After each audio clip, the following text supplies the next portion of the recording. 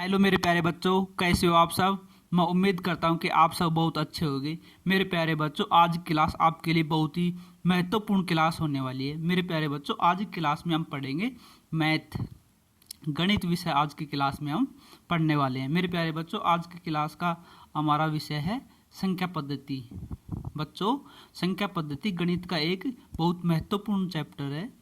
आप किसी भी क्लास के स्टूडेंट हो, हर क्लास के स्टूडेंट के लिए नंबर सिस्टम, संख्या पद्धति समान रूप से उपयोगी है। आपके लिए बहुत ही महत्वपूर्ण सब्जेक्ट है ये और महत्वपूर्ण चैप्टर है। तो मेरे प्यारे बच्चों, हम शुरू करते हैं आज की क्लास। संख्या संख्या एक अंकगणितीय मान है जिसका उपयोग मात्रा का प्रतिनिधित्व करने और गणना करने में किया जाता है। मेरे प्यारे बच्चों, संख्या का उपयोग हम क्यों करते हैं? संख्या का उपयोग हम किसी चीज़ की गणना करने के लिए करते हैं। जैसे आपके पास 5 मैंगो हैं, ठीक है, तो 5 मैंगो हैं, 5 बोलने के लिए हमें क्या क्या जरूरत पड़ी? संख्याओं की जरूरत पड़ी। आपके पास 6 बुक्स हैं, तो उनकी गणना करने के लिए हमें क्या पड़ी? संख्याओं की जरूरत पड़ी। इसलिए हमें संख्याओं की जरूरत पड़ती है। संख्याओं का या किसी भी चीज़ का या किसी भी मात्रा करने के लिए, उनका प्रतिनिधित्व करने के लिए, उनकी गणना करने के लिए, बहुत सारी चीज़ों की गणना करने के लिए हमें संख्याओं की जरूरत पड़ती है।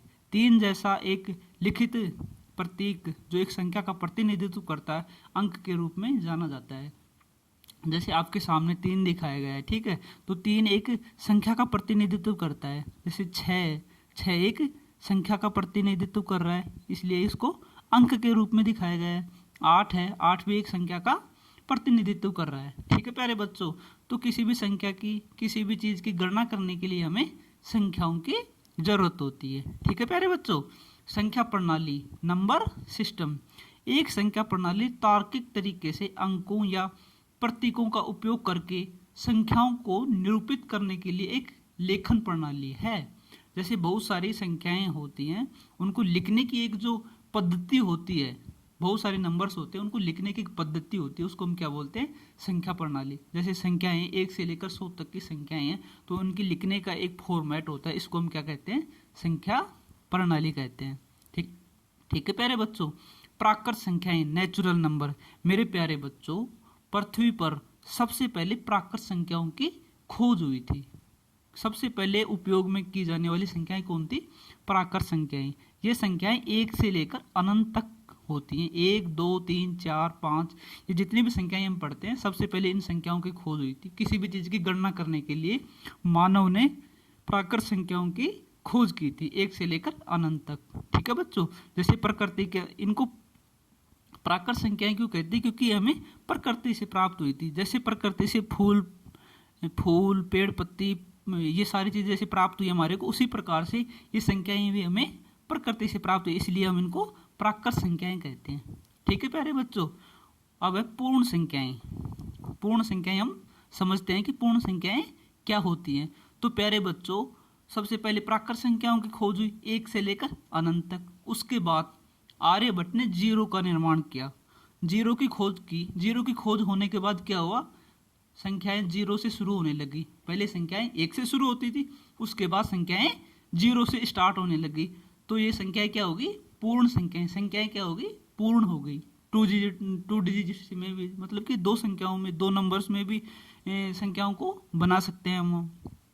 ठीक है प्यारे बच्चों, तो पूर्ण संख्याओं का निर्माण हो गया। जीरो की खोज जब से आर्यभट्ट ने की, पूर्ण संख्याएं बन गई। तो पूर्ण संख्याएं क्या होती है? 0 से लेकर अनंत तक की संख्याएं पूर्ण संख्याएं कहलाती हैं।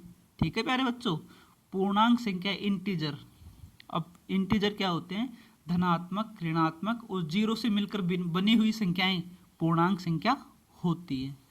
पूर्णांक संख्या क्या होती है? धनात्मक भी होती है, ऋणात्मक भी होती है, और इनके अंदर 0 भी सम्मिलित होता है। ठीक है बच्चों, सबसे पहले हमने पढ़ा प्राकृत संख्या 1 से लेकर अनंत तक, फिर हमने पढ़ा पूर्ण संख्याएं 0 से लेकर अनंत तक। अब पूर्ण संख्याओं के अंदर धनात्मक और ऋणात्मक संख्याएं, मतलब कि ऋणात्मक धनात्मक तो पहले से थी उसमें, पर ऋणात्मक संख्याएं और जोड़ देने से ये संख्याएं क्या हो गई? पूर्ण संख्याएं हो गई। ठीक है बच्चों, तो पूर्ण संख्याएं कितने प्रकार की होती हैं? 3 प्रकार की होती हैं। धनात्मक पूर्ण संख्याएं, ऋणात्मक पूर्ण संख्याएं और उदासीन पूर्ण संख्याएं।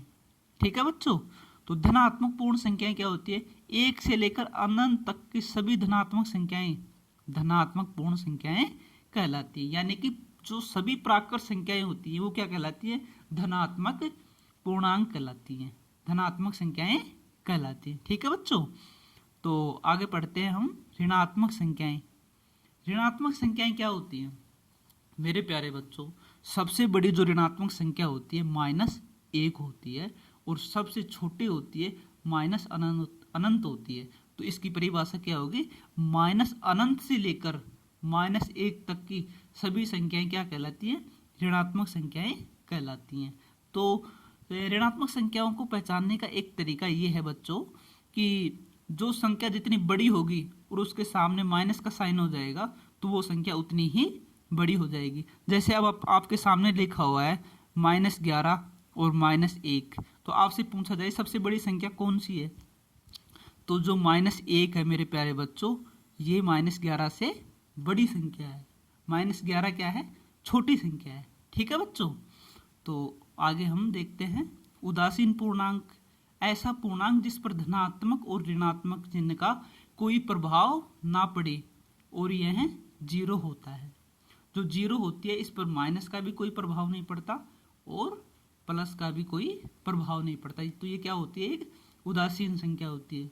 0 को हम क्या बोलते हैं? 0 को हम अंडा भी बोलते हैं। जैसे आपके क्लास टेस्ट हुआ और उसमें क्या आया? 0 आया, तो आप क्या बोलते हैं कि आपको अंडा आया है एक। ठीक है प्यारे बच्चों, तो हम 0 को मजाक की भाषा में अंडा भी बोलते हैं। ठीक है बच्चों, सम संख्याएं, इवन नंबर, ऐसी प्राकृत संख्याएं जो 2 से पूर्णतः विभाजित होती है उन्हें सम संख्या कहा जाता है।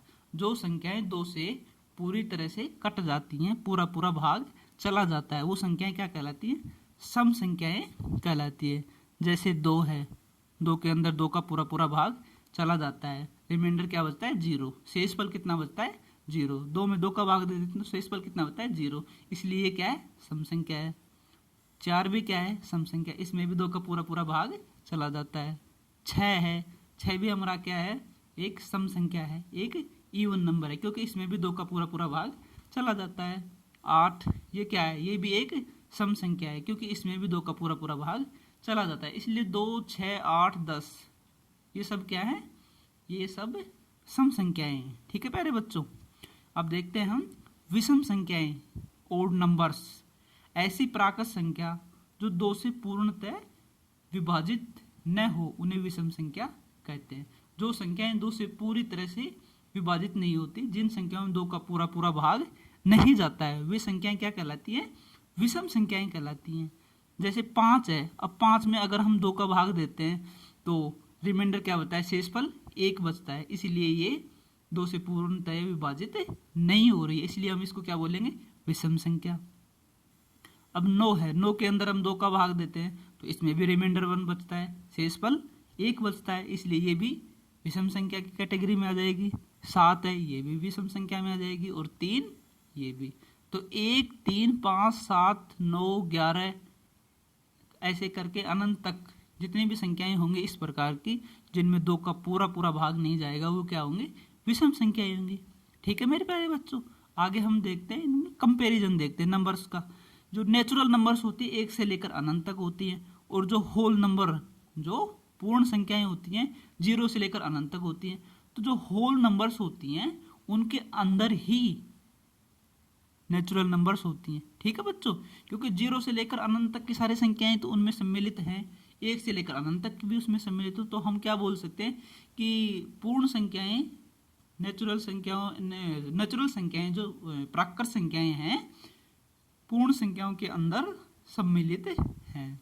ठीक है बच्चों, तो आज की क्लास आपको कैसी लगी मेरे प्यारे बच्चों? कमेंट बॉक्स में कमेंट करके ज़रूर बताइएगा। अगर आपकी आज की क्लास आपको अच्छी लगी तो लाइक ज़रूर करना और अपने दोस्तों के साथ शेयर मेरे प्यारे बच्चों ज़रूर करना, क्योंकि आज लॉकडाउन की वजह से स्कूलें बंद हैं और बच्चों की पढ़ाई का बहुत नुकसान हो रहा है। तो आपकी वजह से किसी आपके दोस्त की पढ़ाई हो जाए और उसका फ़ायदा हो जाए तो ये आपके लिए बहुत ही सौभाग्य होगा। तो मेरे प्यारे बच्चों, ये क्लास को अपने दोस्तों तक शेयर ज़रूर करना है और अपने चैनल को सब्सक्राइब ज़रूर करना है और बेल आइकन को ओपन कर लेना है, ताकि जो भी क्लास में डालूँ आप तक नोटिफिकेशन पहुंच जाए। तो मेरे प्यारे बच्चों, कैसी लगी क्लास आपको कमेंट करके ज़रूर बताइएगा। धन्यवाद दोस्तों, धन्यवाद मेरे प्यारे बच्चों।